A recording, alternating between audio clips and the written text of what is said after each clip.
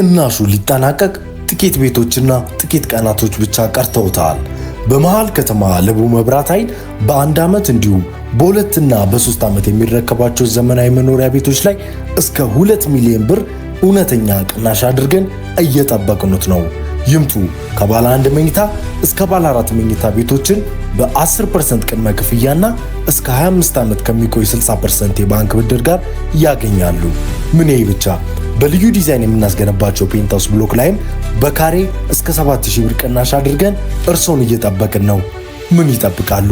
አሁኑኑ ከታች ባለው ስልክ ይደውሉ። ዲኤምሲ ሪል ስቴት። 3 ከፍተኛ የህወሓት የጦር መኮንኖች አዲስ አበባ መግባታቸው ተገለጸ። ማስታወቂያ በኢትዮጵያ ውስጥ ለምትገኙ የፖለቲካ ፓርቲዎች በሙሉ እንደሚታወቀው በሀገራችን ሀገራዊ ምርጫ እየቀረበ ይገኛል። ሀቅና ሳቅ ሚዲያ የምርጫ ፖለቲካን በእጅጉ የሚያበረታታ በመሆኑ የፖለቲካ ፓርቲዎችና የግል ተወዳዳሪዎች በሚዲያችን ላይ ራሳችሁን እንድታስተዋውቁ ነፃ ዕድል መስጠት ይፈልጋል። በመሆኑም የፖለቲካ ፓርቲዎችና የግል ተወዳዳሪዎች ከ1 ደቂቃ ባልበለጠ ቪዲዮ ራሳችሁን እንድታስተዋውቁ ሀቅና ሳቅ ሚዲያ ጥሪ ያቀርባል። በ0953 44 44 40 የቴሌግራም ቁጥራችን ላይ ቪዲዮቻችሁን በመላክ ራሳችሁን ማስተዋወቅ ትችላላችሁ። ሀቅና ሳቅ ሚዲያ መነሻችንም መድረሻችንም ኢትዮጵያ።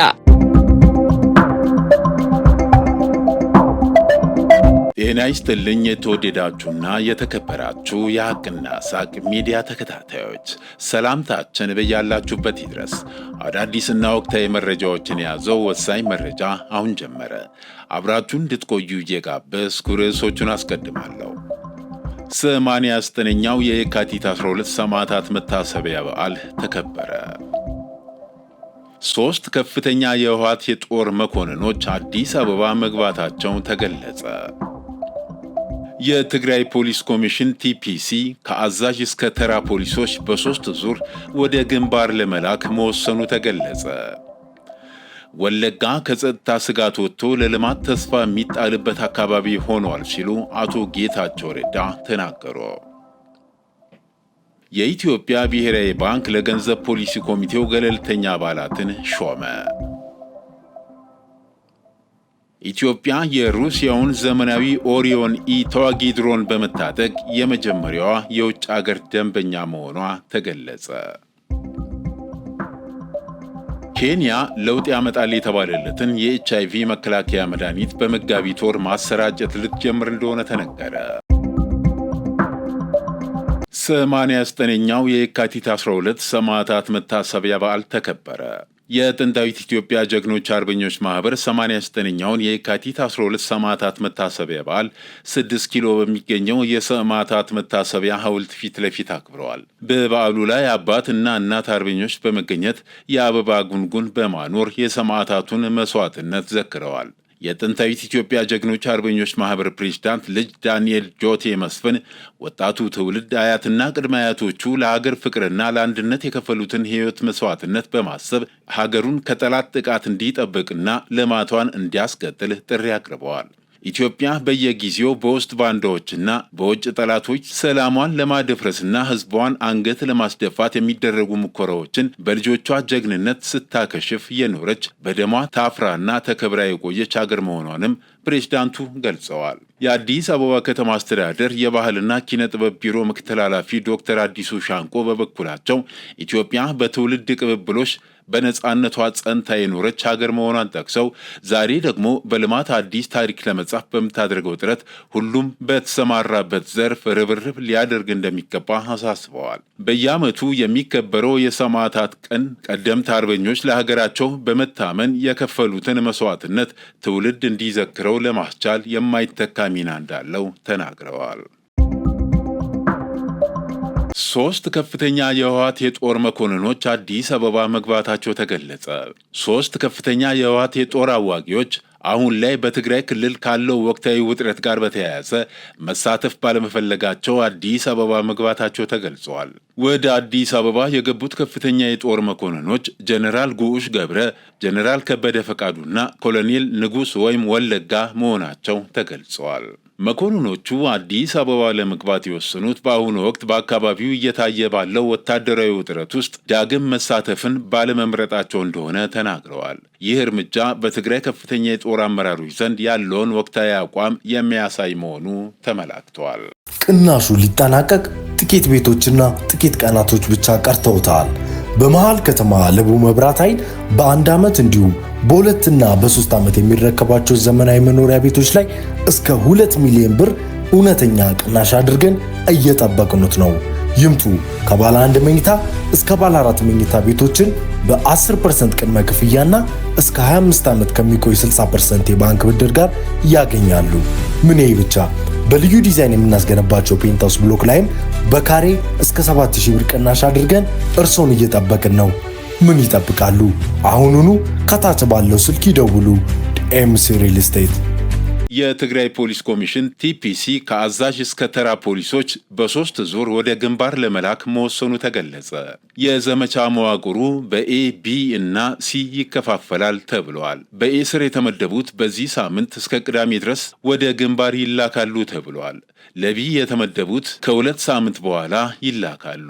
ለሲ የተመደቡት በቀጣይ እንደሚላኩ ምንጮቻችን ገልጸዋል። በዚህም ምክንያት በመላው ትግራይ የሚገኙ ፖሊሶች ቅሬታ አላቸው።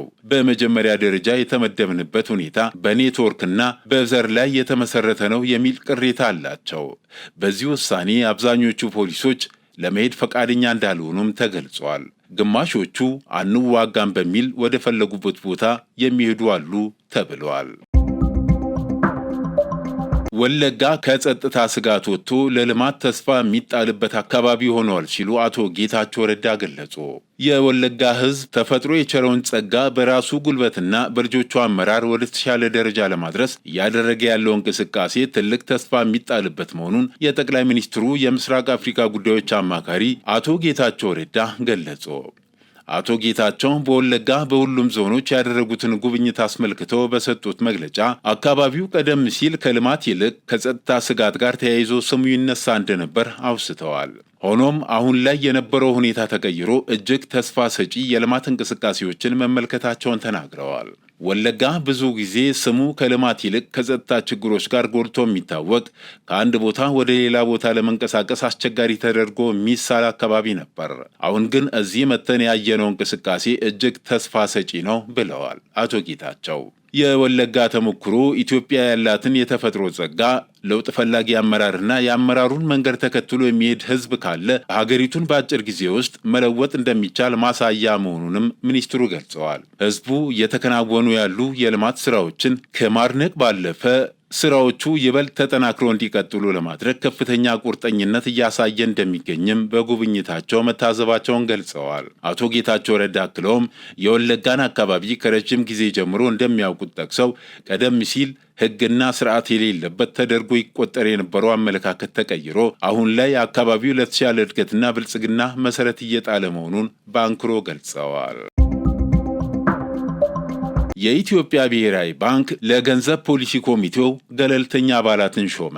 የኢትዮጵያ ብሔራዊ ባንክ የትንተና አቅምን ለማጠናከርና በማስረጃ ላይ የተመሰረተ የገንዘብ ፖሊሲ ውሳኔዎችን ለመደገፍ 2 ገለልተኛ አባላትን የገንዘብ ፖሊሲ ኮሚቴ አባል አድርጎ መሾሙን አስታወቀ። ባንኩ ትናንት ረቡዕ ባወጣው መግለጫ ሹመቶቹ በብሔራዊ ባንክ ገዢ የቀረቡና በዳይሬክተሮች ቦርድ መጽደቃቸውን ገልጸዋል። ይህም በቅርቡ በተሻሻለው የኢትዮጵያ ብሔራዊ ባንክ አዋጅ መሰረት የተከናወነ መሆኑን ገልጸዋል። ባንኩ የውጭ አባላትን ማካተቱ የኮሚቴውን የሙያ ብቃት ለማሳደግና በቂ መረጃ ያላቸው የፖሊሲ ውይይቶችን ለማድረግ መሆኑን አመላክተዋል። እንደ መግለጫው ከሆነ ተሿሚዎቹ በማክሮ ኢኮኖሚ ትንተናና ፖሊሲ ዙሪያ ጠንካራ የትምህርት ዝግጅትና የላቀ የሙያ ልምድ ያላቸው ምሁራን ናቸው። በተጨማሪም የባለሙያዎቹ ተሳትፎ በኮሚቴው ውስጥ ጥብቅ የሆኑ ውይይቶች እንዲደረጉና የገንዘብ ፖሊሲ ኮሚቴው የተጣለበትን ኃላፊነት ይበልጥ ውጤታማ በሆነ መንገድ እንዲወጣ አስተዋጽኦ ያደርጋል ተብሎ ይጠበቃል ብለዋል። ብሔራዊ ባንክ በኢትዮጵያ ሰፊ የማክሮ ኢኮኖሚ ማሻሻያ አጀንዳ አካል የሆነውን የዋጋ መረጋጋትን የማስቀጠልና የፋይናንስ ተቋማት በጥሩ ሁኔታ ላይ መሆናቸውን የማረጋገጥ ቁርጠኝነቱን በድጋሚ አረጋግጧል። ኢትዮጵያ የሩሲያውን ዘመናዊ ኦሪዮን ኢ ተዋጊ ድሮን በመታጠቅ የመጀመሪያው የውጭ ሀገር ደንበኛ መሆኗ ተገለጸ።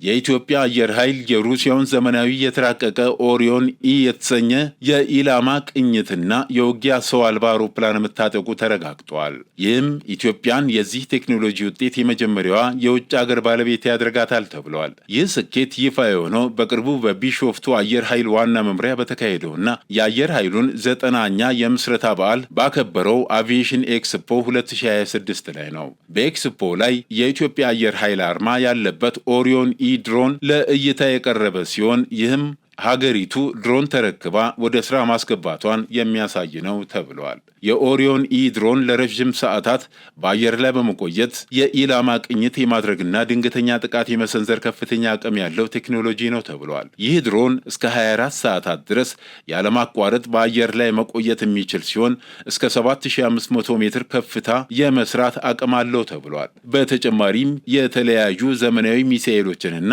በሌዘር የሚመሩ ቦምቦችን መሸከም እንዲችል ተደርጎ የተገነባ ነው። የድሮን ቴክኖሎጂ በጠላት ራዳር የኤሌክትሮኒክስ መገናኛ መጨናነቅ በቀላሉ የማይበገር በመሆኑ ለዘመናዊ ውጊያዎች እጅግ ተመራጭ ያደርገዋል። የኢትዮጵያ አየር ኃይል ከዚህ ቀደም የቱርክን፣ የኢራንንና የቻይናን ዘመናዊ ድሮኖች መታጠቁ ይታወሳል።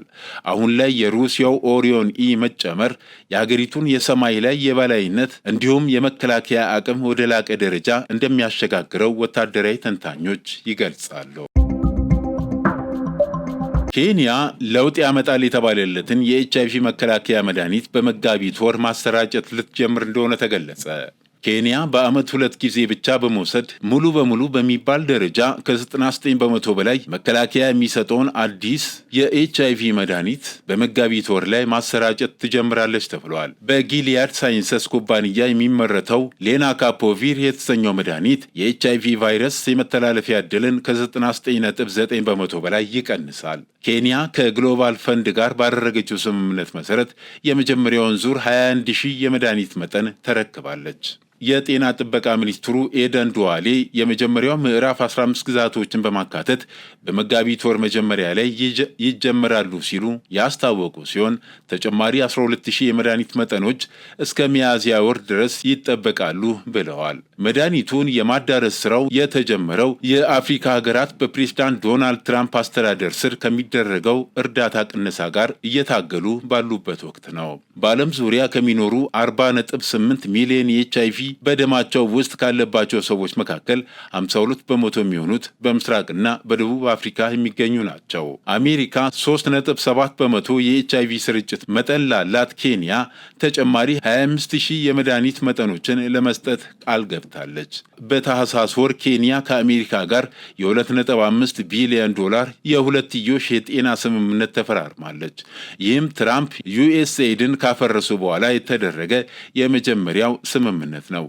በስምምነቱ መሰረት ዋሽንግተን በ5 ዓመታት ውስጥ 1.6 ቢሊዮን ዶላር የምታቀርብ ሲሆን ኬንያ በበኩሏ 850 ሚሊዮን ዶላር በማዋጣት ቀስ በቀስ ኃላፊነት ትረከባለች ያለው አፍሪካ ኒውስ እንግሊሽ ነው።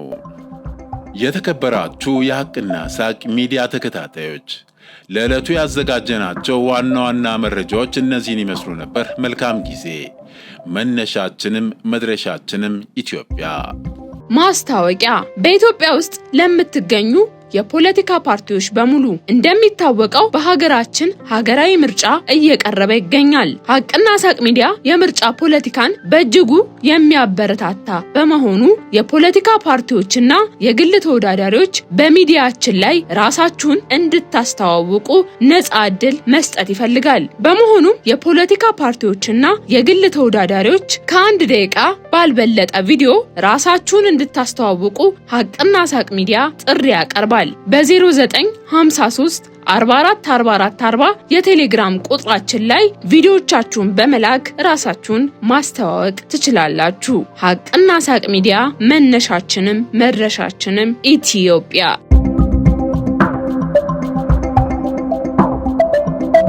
ቅናሹ ሊጠናቀቅ ጥቂት ቤቶችና ጥቂት ቀናቶች ብቻ ቀርተውታል። በመሃል ከተማ ለቡ መብራት ኃይል በ1 ዓመት እንዲሁም በ2 እና በ3 ዓመት የሚረከባቸው ዘመናዊ መኖሪያ ቤቶች ላይ እስከ 2 ሚሊዮን ብር እውነተኛ ቅናሽ አድርገን እየጠበቅኑት ነው። ይምጡ። ከባለ 1 መኝታ እስከ ባለ 4 መኝታ ቤቶችን በ10% ቅድመ ክፍያና እስከ 25 ዓመት ከሚቆይ 60% የባንክ ብድር ጋር ያገኛሉ። ምን ይሄ ብቻ! በልዩ ዲዛይን የምናስገነባቸው ፔንታውስ ብሎክ ላይም በካሬ እስከ 7000 ብር ቅናሽ አድርገን እርሶን እየጠበቅን ነው። ምን ይጠብቃሉ? አሁኑኑ ከታች ባለው ስልክ ይደውሉ። ዲኤምሲ ሪል ስቴት